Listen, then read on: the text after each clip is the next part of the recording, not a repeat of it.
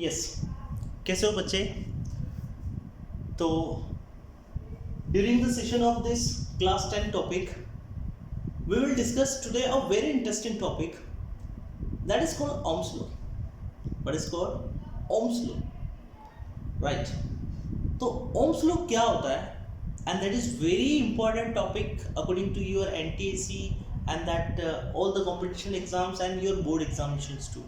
That is very important topic, the Ohm's law. Right. तो what is Ohm's law? ठीक है. तो यहाँ से हम बात करेंगे Ohm's law होता है क्या? देखो, आपने एक चीज नोटिस करी होगी कि जब भी किसी वायर में करंट फ्लो होता है, राइट, तो the wire become hot, it's warmer. जब भी किसी मोबाइल से अगर अपन बहुत देर तक बात कर लेते हैं, mobile become warmer, it's become hot, right. तो कोई भी इंस्ट्रूमेंट लाइक अ फैन अगर बहुत देर तक चल रहा है, तो in that case what we do, उस फैन भी क्या हो जाएगा, आपके पास गर्म हो जाएगा, राइट, है ना. तो ये सारी चीजें आपके पास ये गर्म क्यों हो जाती है ना. तो इनके अंदर ऐसी क्या चीज होती है कि जिसमें करंट फ्लो करने पर ये गर्म हो जाती है. तो वो जो पर्टिकुलर चीज है जिसकी वजह से ये सारी चीजें हो रही है, ये गर्म हो रहा है ना, उसको कहते हैं रेजिस्टेंस. क्या कहते हैं इसको? रेजिस्टेंस. अब बात ये है कि रेजिस्टेंस क्या कहलाता है. रेजिस्टेंस एक प्रकार से किसी मटेरियल की प्रॉपर्टी होती है which oppose to flow of current, ठीक है. अब उसी रेजिस्टेंस को ऊपर फाइंड आउट करते हैं कि by this law we can find the value of resistance of any conductor, ठीक है. तो इसकी सबसे फर्स्ट लिमिटेशन भी यही है कि Ohm's law is always applicable in conductor only.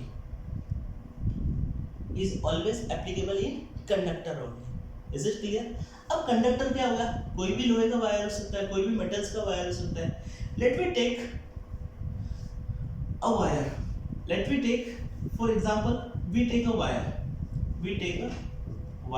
ठीक है. आपने कोई भी एक वायर लिया, suppose its length is L, the length of the wire is L and its cross section area is A. Now these two ends of the wire is connected to a battery. This is the symbol of battery, V volt battery, and this is the symbol of switch, ठीक है, जिसको अपन की भी बोलते हैं on off करने के लिए. And the first end of the wire is connected to this point, and the other end is connected to another point, this side.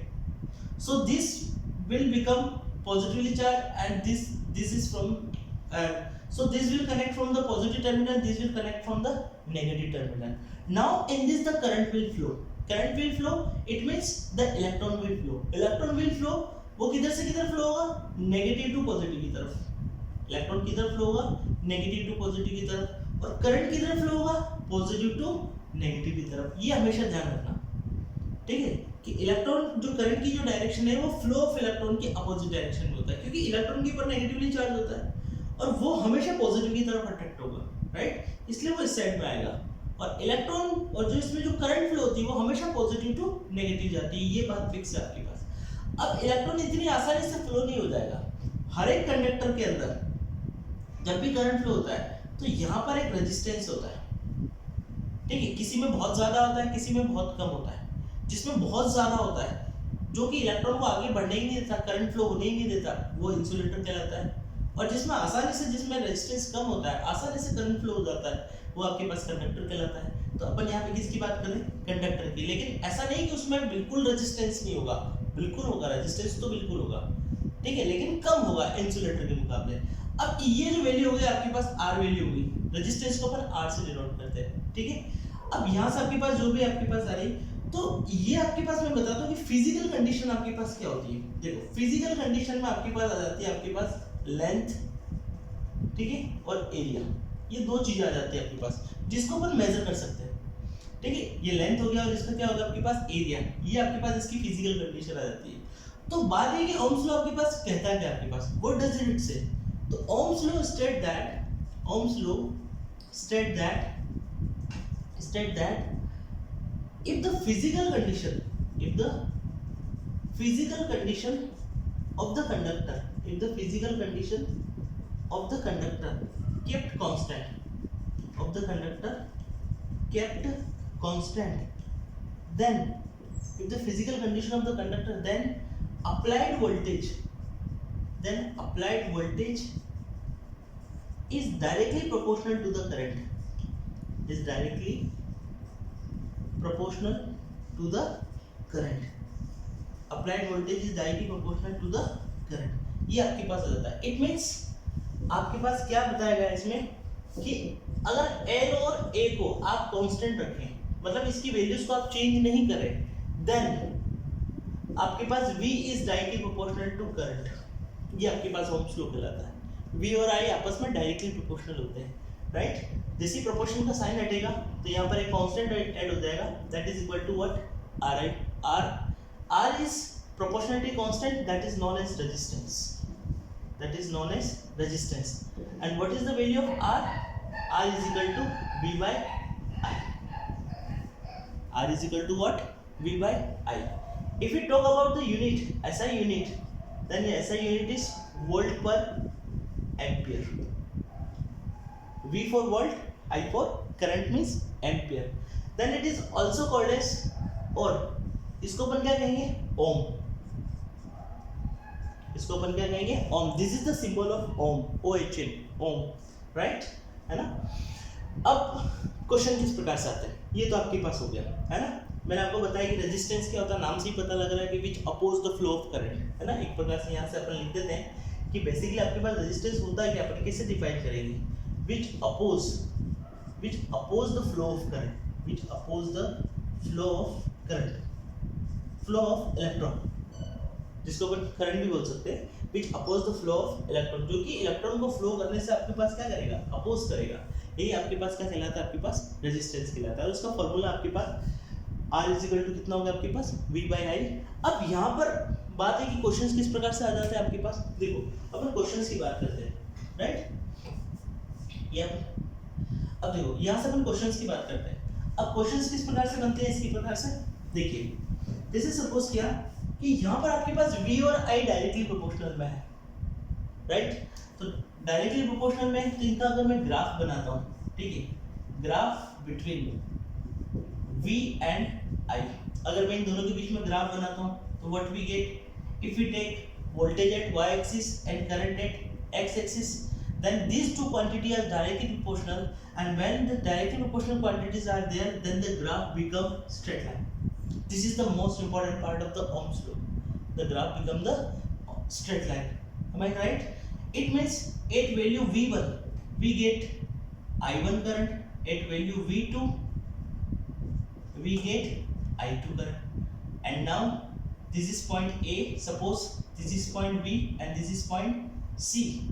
Now what is this? This is the difference of current. What is this? This is the difference of voltage, and this is the slope, theta angle, right? So now in triangle, now in right angle triangle ACB, what is tan theta? Tan theta is equal to perpendicular upon base. So perpendicular is AC, base is BC. So tan theta is equal to what is AC? AC is equal to delta V. What is BC? BC is equal to delta I. Am I right? So voltage upon current, and what is voltage upon current? Resistance. That is equal to what? R. That is equal to what? R. And what is tan theta? Tan theta is called slope. Tan theta is called slope of the graph. Slope of the graph. कि इसका कितना slope है. अगर slope ज्यादा होगा तो क्या होगा, स्लोप कम होगा तो आपके पास क्या होगा. आप यहाँ पे देख लो कि m is equal to tan theta is equal to delta v upon delta i is equal to किसके बराबर हो गया, r. ये फाइनली कंक्लूजन निकल के आपके पास बाहर आता है. अब बात है कि एग्जाम में क्वेश्चंस किस प्रकार से आएंगे, राइट. आपके पास क्वेश्चंस के हिसाब से अगर अपन देखे जाए, suppose we will take two graph, that is v and I, like one and this two. This is resistance R1 and this is resistance R2, right? This is this is resistance R1 and this is resistance R2. This angle is theta 1, this angle is theta 2. तो आपसे पास question पूछा जाता है कि which have greater resistance, which greater resistance, which have greater resistance, right? इसमें से किसका greater resistance है? तो by this we can solve it कि tan theta is directly proportional to what? R, or tan theta is directly proportional to R. So here theta 2 is greater than theta 1. Am I clear? Then tan theta 2 is greater than tan theta 1. Am I clear? So tan theta is directly proportional to R. Then R2 is greater than what? R1. It means the greater slope have greater resistance, lower slope have a lower resistance. पता है इसमें? तो यहाँ से आपके पास क्या हो जाता है? Greater slope has greater resistance and lower slope has less resistance, right? So that's why R2 is greater than R1. Am I clear? Okay. Now let me switch कि voltage किन किन चीजों पर डिपेंड करता है. On which factor does the voltage resistance depend? On which factor does the resistance depend? Okay. Now see, let me discuss कि on which factor. This question will also come in boards also. On which factor on resistance of any conductor depends. ठीक, किन किन factors पे किसी भी conductor का resistance depend करता है. तो पहली सिचुएशन सबसे इंपॉर्टेंट पॉइंट ये हो गया कि we know the Ohm's law R is equal to V by I, but the resistance does not depend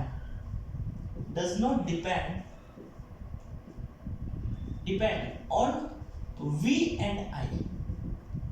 सबसे फर्स्ट पॉइंट है आपके पास कि किसी भी रेजिस्टेंस का, किसी भी कंडक्टर का रेजिस्टेंस अप्लाइड वोल्टेज और उस पर करंट पर डिपेंड नहीं करता है. Why does not depend? The Ohm's law said that VR is equal to V by I. So listen, we know that V is directly proportional to I, right? As we increase the voltage 2 times, then the current will also increase the 2 times. Let's suppose V is directly proportional to I. If V2 is equal to twice of V, then I2 also become twice of I, right? So initial resistance is V by I, then final resistance is again V2 by V1. So V2 by I1, what is V2? 2V. What is I2? 2I. Again 2 and 2 cancel, it become V by I. So when the voltage is V and current is I, then that time also resistances are. If the voltage is increases 2 times, then current will also increases by the 2 times because V is directly proportional to I. ठीक है, तो अब 2V divide by 2 से 2 आपके पास cancel हो चुके हैं और क्या बच गया आपके पास V है. तो इसका मतलब जो रेजिस्टेंस होता है वो हमेशा कांस्टेंट रहता है, वो V और I के ऊपर डिपेंड नहीं करता है. First thing. तो on which factor is depend. ठीक है, तो R depends on physical condition. R depends on physical condition of the conductor. Physical condition में आपके पास क्या होगा?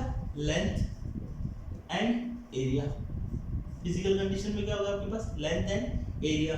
तो R is directly proportional to किससे डिपेंड करता है कि R is directly proportional to length of conductor and R is inversely proportional to area of the conductor.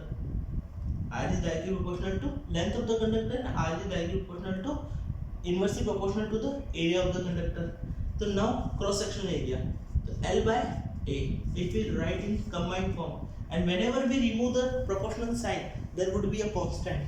So it is R is equal to rho L by A. R is equal to rho L by A. What is rho? Rho is called resistivity. Rho is called resistivity, and the formula for the rho becomes R A. Just we cross multiply it. R A by L. The formula for the resistivity is R A by L. ठीक है, अब यहाँ से related अपन कुछ questions करते हैं. Resistivity क्या होता है, let we will discuss later. Now बस एक चीज ध्यान रखना कि resistivity, if the material is same then resistivity will same. आप सिर्फ एक चीज ध्यान रखना, if material is same type of material is same, then resistivity rho will same. It does not depend on the area and length, it does not depend. Suppose किया कि ये पूरा मार्कर एक कॉपर का बना हुआ है, राइट? इस पूरे मार्कर की रेजिस्टिविटी कितनी होगी? रो होगी, है ना? This is the symbol rho. Now if we separate it, but the material is same, its length will change, this will become this, this will become this. So if the length will change, then resistance will change, but the material is same, so resistivity will be same. ठीक है? और इसकी जो SI unit होती है आपके पास, SI unit आपके पास कितनी हो जाती है? Ohm into metre. SI unit कितनी हो जाती है? Ohm into metre. अब इसी चीज को ध्यान में रखते हुए यहाँ से अपन न्यूमेरिकल स्टार्ट करते हैं, राइट? नाउ सी, अब देखिए, अब देखिए यहाँ पर आपका एक क्वेश्चन आता है कि if we stretch the length of the wire by n times, ठीक है? अगर किसी वायर को अपन स्ट्रेच कर दिया, खींच दिया उसको, ठीक है, then what will be the new resistance? तो जब वायर को खींच के आपके पास, सपोज किया कि एक वायर है, उसकी लेंथ है आपके पास L और cross section area is A, तो इसका जो पूरा जो वॉल्यूम हो जाएगा वो कितना हो जाएगा आपके पास? वॉल्यूम जो हो जाएगा इस पूरे वायर का वो कितना हो जाएगा आपके पास? V. Now if we stretch, अगर अपन इसको स्ट्रेच करते हैं, in that case the length will become n times, the length will becomes, this is L1 is equal to L and A1 is equal to A. Now the length will become n times, means n into L. तो आपके पास जो area होगा आपके पास A2, वो कितना हो जाएगा आपके पास? A by n टाइम्स हो जाएगा. क्यों? क्योंकि इसका जो वॉल्यूम रहेगा वो हमेशा क्या रहेगा? कांस्टेंट बना रहेगा, वो V ही रहेगा. और अपन जानते हैं कि V इज इक्वल टू कितना होता है? Area into length. और इसको अगर आपके पास, अगर आपने लेंथ को n टाइम्स कर दिया तो एरिया क्या होगा? n टाइम्स डिक्रीज हो जाएगा.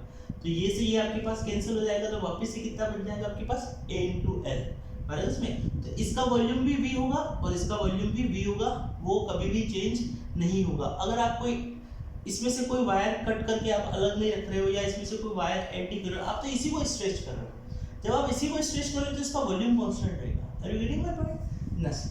Now the resistance in first condition, ठीक है?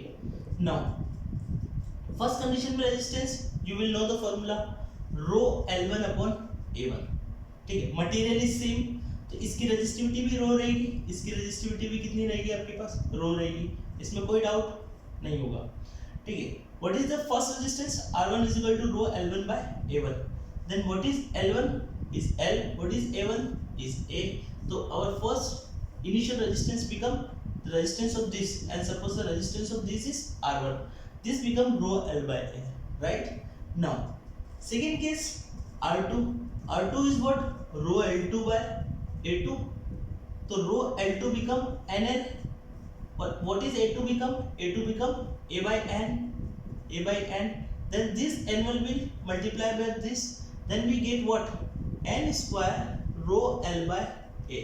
And what is rho L by A? That is R1. Now our new resistance become N square times of initial resistance. N square times of initial resistance. आप तो सिर्फ एक चीज ध्यान रखनी है कि अगर लेंथ n, अगर लेंथ स्ट्रेच हो रहा है तो n का n टाइम स्ट्रेच हो रहा है तो n स्क्वायर टाइम्स हो जाएगा मल्टीप्लाई में. यहाँ पर भी मल्टीप्लाई में और यहाँ पर भी किसमें आ रहा है आपके पास? मल्टीप्लाई में. सिमिलरली इफ वी डिक्रीज, ठीक है? अब यहाँ से आपके पास दूसरा क्वेश्चन आ गया कि अगर ये लेंथ को इंक्रीज करने की बजाय जो L2 हो गया वो L1 की n टाइम्स, मतलब if you decrease the length then the area become n times. Area क्या हो जाएगा? n टाइम्स इंक्रीज हो जाएगा. क्यों? क्योंकि वॉल्यूम कांस्टेंट लग रहा है. बहुत सिंपल है आपके पास. जैसे आपके पास इनिशियल रेजिस्टेंस कितना हो गया? रो L by A, ठीक है? तो फाइनल आपके पास कितना जाएगा? रो L2 upon A2.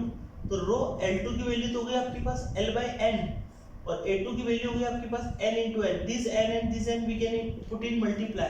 तो 1 upon N square rho L by A. And what is rho L by A? That is R1. Then R2 becomes R1 divided by N square. So you can see it very separately.